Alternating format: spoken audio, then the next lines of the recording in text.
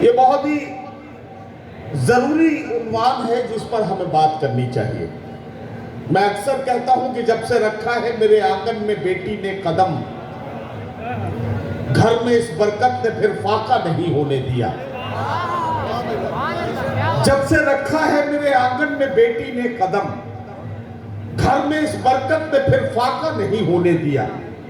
یہاں جتنے بھی لوگ بیٹھے ہیں یا اس ریکارڈنگ کے ذریعے جتنے لوگوں تک یہ مشاعرہ پہنچے گا، بارگاہ تاج الاولیاء کے حوالے سے یہ پیغام آپ تک پہنچانا چاہتا ہوں کہ بیٹیوں کو بوجھ نہ سمجھیں۔ میں بڑی ذمہ داری سے یہ بات کہنا چاہتا ہوں۔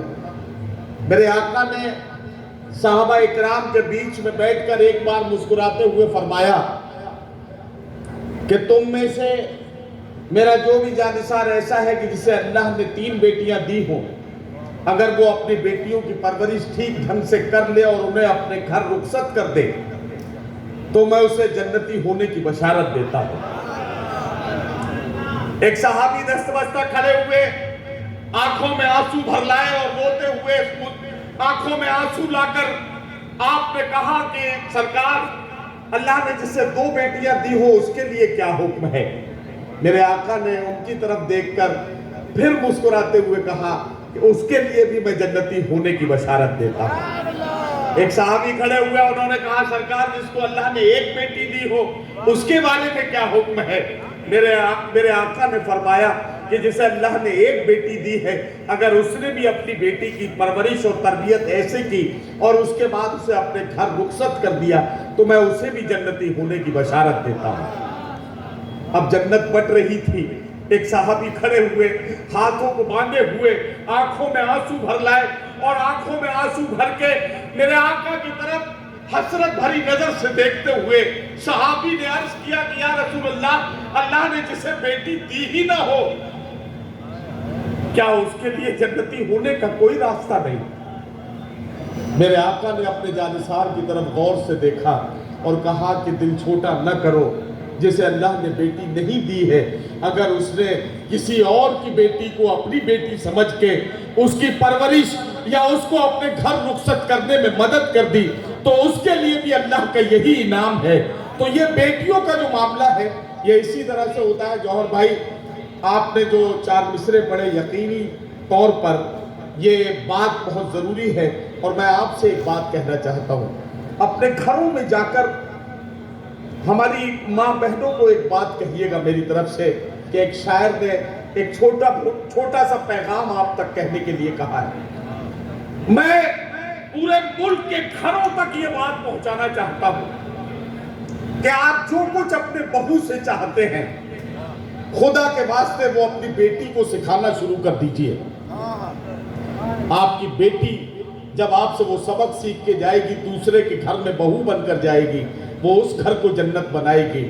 کسی دوسرے کی بیٹی آپ کے گھر کو آ کر جنت بنائے گی اور یہ سماج ایک خوبصورت بن جائے گا۔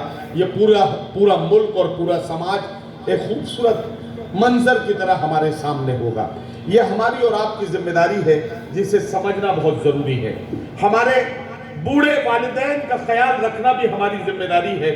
ہم ساری رات نعتیہ مشاعرے میں سبحان اللہ کرتے رہیں، ہم ماتھے پر اپنی پیشانی پر سجدے کے نشان بنا لیں، ساری زندگی عبادت کریں، لیکن بوڑھے ماں باپ اگر ہم سے ناراضگی کی حالت میں دنیا سے چلے گئے تو ہماری زندگی بھر کی ساری نیکیاں تباہ اور برباد ہو جائیں گی۔ اس بات پر خیال رکھیے گا۔ میں بڑی ذمہ داری کے ساتھ یہ بات کہتا ہوں کہ لوگ اولادوں سے رکھتے ہیں، لوگ اولادوں سے اپنی رکھتے ہیں کیا کیا امید۔ خوش نصیبی ہے جو اپنے پیڑ کا پھل کھا سکے، پوری کرتے رہتے ہیں بچوں کی سب فرمائشیں اور بوڑھی ماں کا ایک چشمہ نہیں بنوا سکے۔ اگر ٹوٹا ہوا چشمہ میرا بنوا دیا ہوتا تو میں اچھا شگن، اچھا مہورت دیکھ سکتی تھی۔ مجھے کب شوق دنیا دیکھنے کا تھا میرے بیٹے، مگر چشمہ لگا کے تیری صورت دیکھ سکتی تھی۔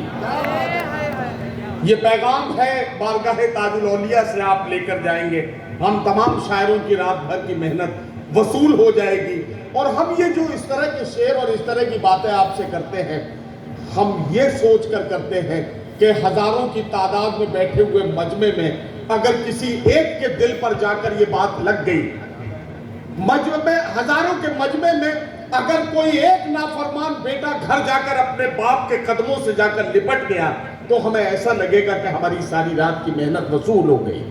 یہی کوشش ہے جس کے لیے ہم یہ کام کرتے ہیں۔ بہرحال ہم آخری شاعر یعنی صدر علی وقار تک پہنچ گئے ہیں۔ یہ کہا کس نے کہ پھیلایا گیا تلوار سے، مذہب اسلام پھیلا ہے حسین کردار سے، گردش دورہ مجھے پہم ستانا چھوڑ دے، ورنہ کر دوں گا شکایت احمد مختار سے۔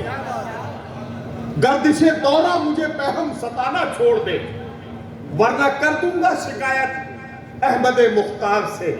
حالات کا رونا رونے کی ضرورت نہیں ہے، یقین رکھیے اس بات پر کہ ہر مسرت بھی وہی، غم بھی وہی دیتا ہے، دھوپ اور چھاؤں کے موسم بھی وہی دیتا ہے، زخم لگتے ہی نہیں اس کی اجازت کے بغیر، اور پھر زخموں کو مرہم بھی وہی دیتا ہے۔ اس بات پر یقین رکھیے، مشاعرے کے آخری شاعر، ہمارے مشاعرے کی آبرو